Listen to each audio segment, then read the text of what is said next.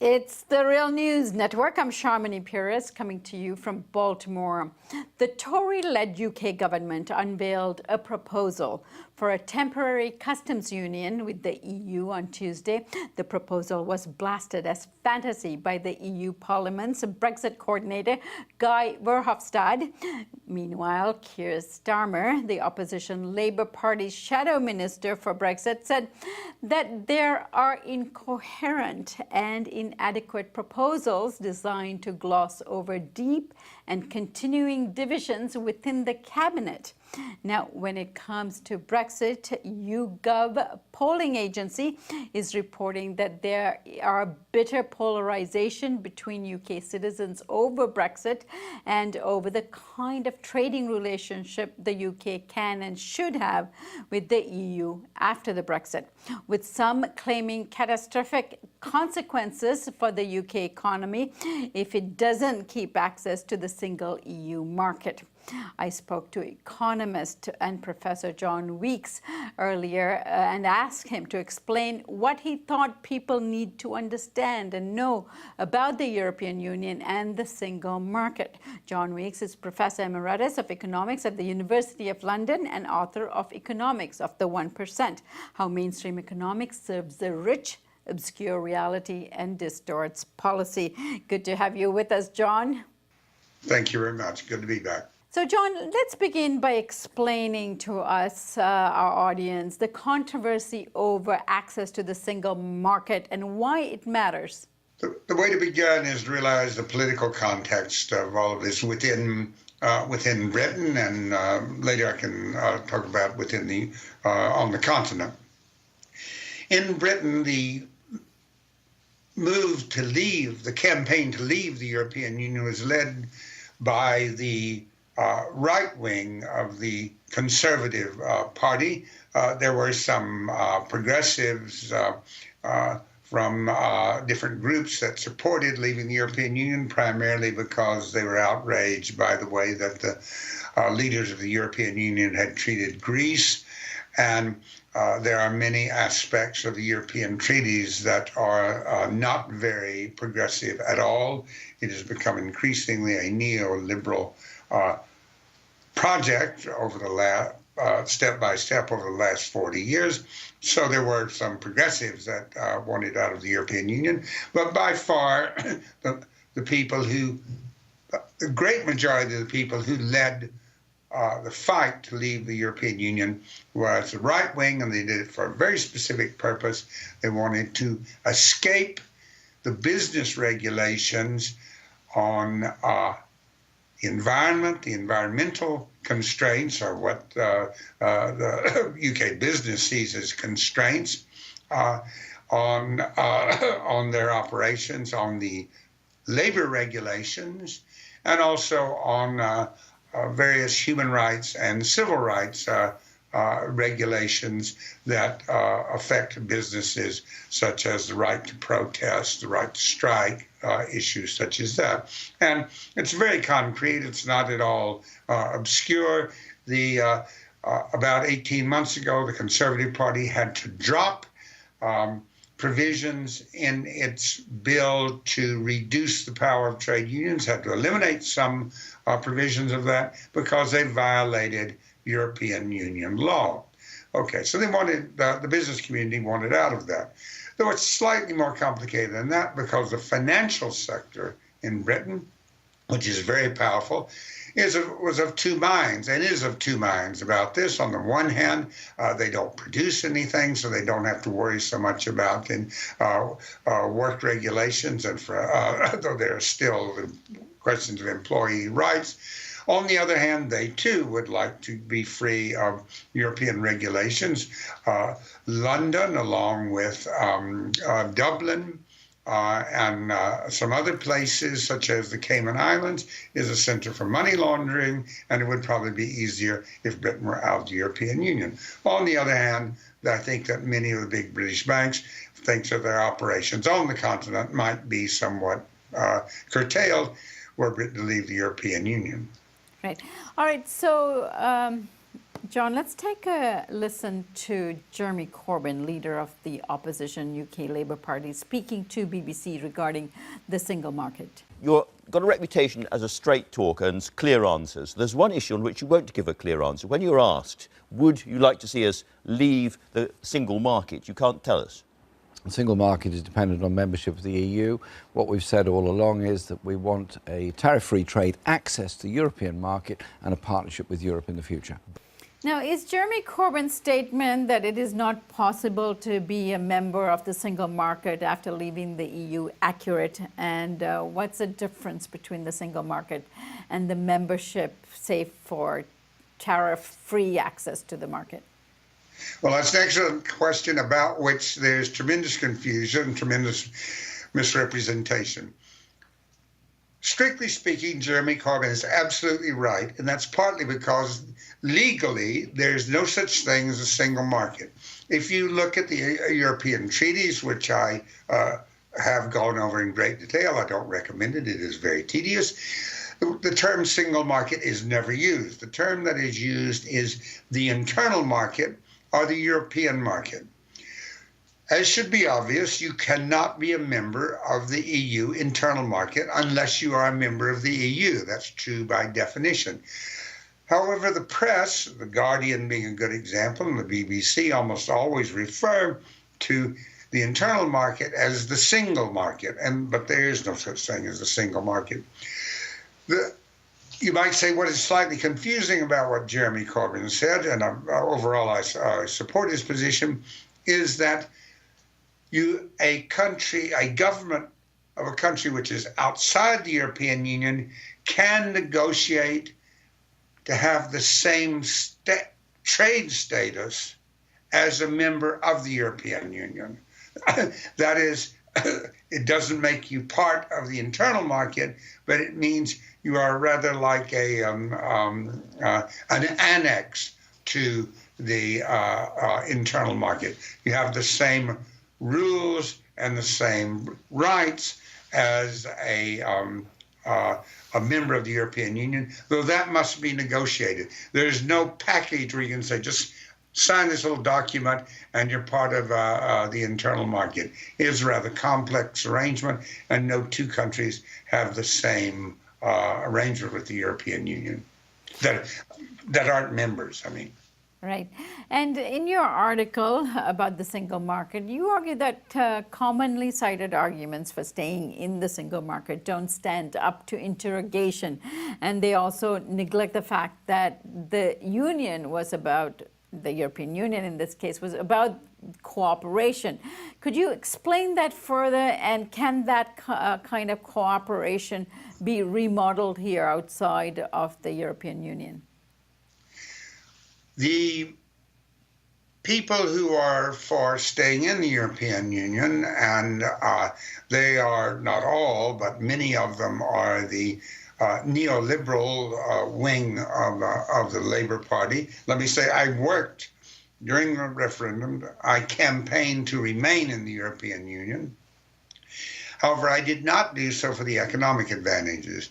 Britain actually has a large trade deficit with the European Union. Now, if you think exporting to the European Union increases employment, then you must also think that importing from the European Union reduces employment. Let me say, I would make neither argument, but when someone says, oh, if we were to not be in the single market, if we did not have standard links to the European internal market, it would be bad for our employment.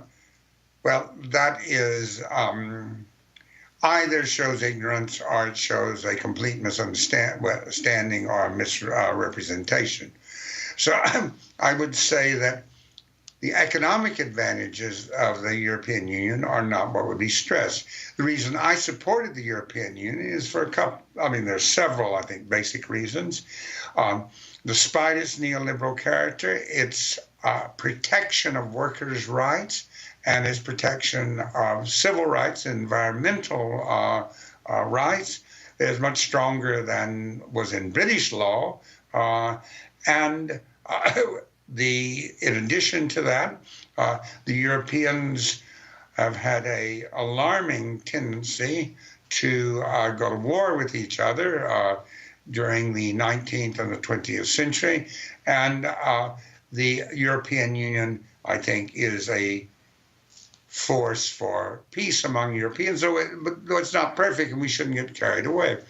Then in addition, I think it is quite important that the function the European Union has in terms of the general defense of democratic institutions. It is unfortunately the case that the world has many rather unsavory dictatorships or near dictatorships in the making. China, Russia, Turkey, and the European Union, for all its flaws, is a democratic institution, though again there are certainly problems, Poland, Hungary, and so on. But on balance, I think the European Union is a force for supporting democratic institutions. John, you also explained that, this is also in your article, that a precursor to the EU was the European Coal and Steel Community, followed by the ECC, or the European Economic Community, and that these creations sought to prevent tariff wars and political conflict. Does that mean that you don't agree with the left critique that these institutions were really creations of the capitalists for capitalists? I think that they were, but they were in a context of very strong social democratic and Christian democratic governments in Europe. And by social democratic governments, I mean governments which emphasize a strong welfare state and which were based on trade union voters and trade union strength. And by the post-war Christian democracy, I mean a rather paternalistic view that the excesses of capitalism had led to World War II and that we shouldn't allow that to happen again. That it wasn't in the interest of the capitalists to have unbridled competition. And I can remember when I was in Britain in the early 1970s, the Chancellor of Germany, Helmut Schmidt, he's the one who followed the famous Willy Brandt. Helmut Schmidt came and spoke to a Congress of the Labour Party, and he said, come join us. This was just before Britain joined the European Union. He said, come join us to make a socialist Europe, by which he meant a social democratic Europe. So I think that it was once a project which was a progressive project. It wasn't a revolutionary project, but it was a progressive project. But it is no longer. This makes it very difficult to determine what should now be the progressive position or the position of progressives in Britain towards the European Union. John, while the European Union was established to uphold a democratic will of the people, and it's doing a pretty good job at that. As we would both agree, right now the neoliberal capitalist financial sector has a grip on its behavior and how it conducts itself, and it's difficult to separate those two objectives. So given this situation, what should people be fighting for right now when it comes to especially the UK, because it is in the process of the Brexit?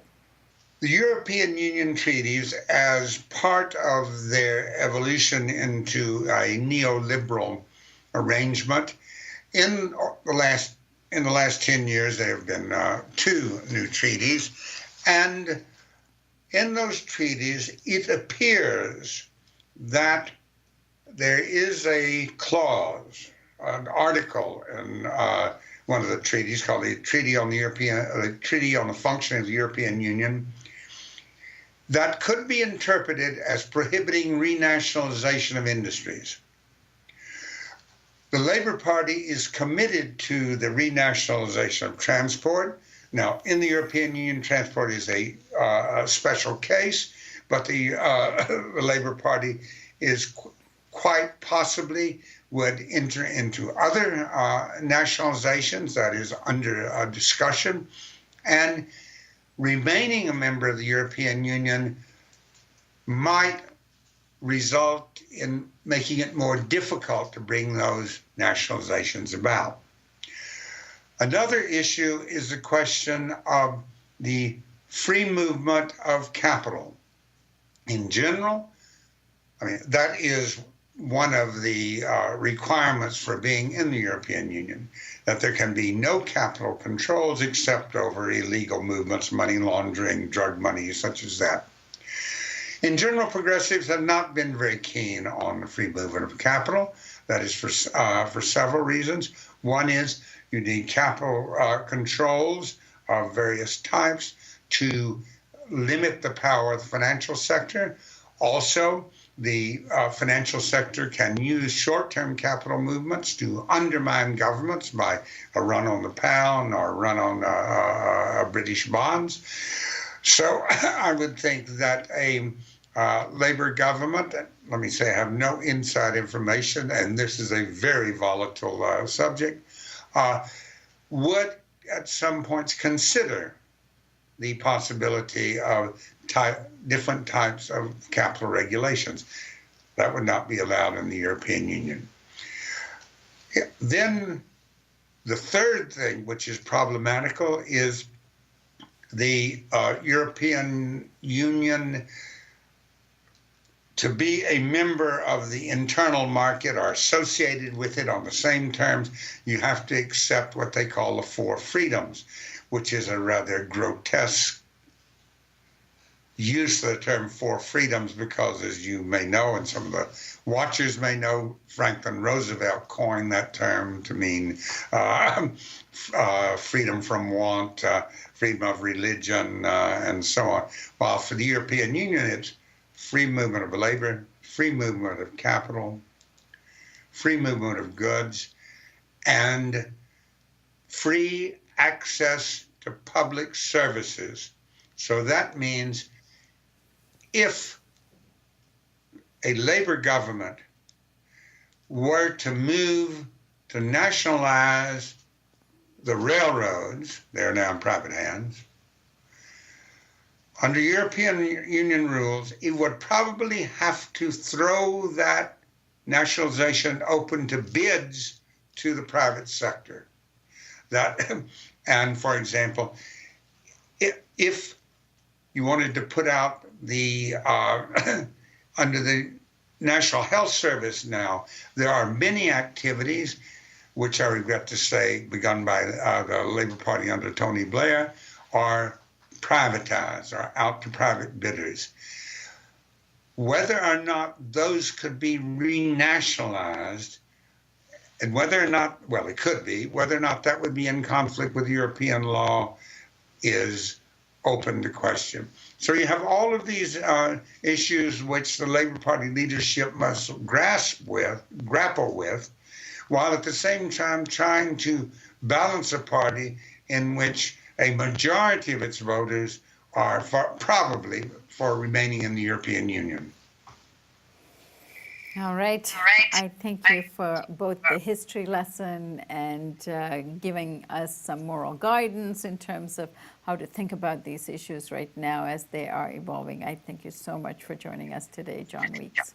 Well, thank you very much for having me. And this is an ongoing story, as you know, and perhaps I'll be on again to talk about it. Thank you for joining us here on the Real News Network.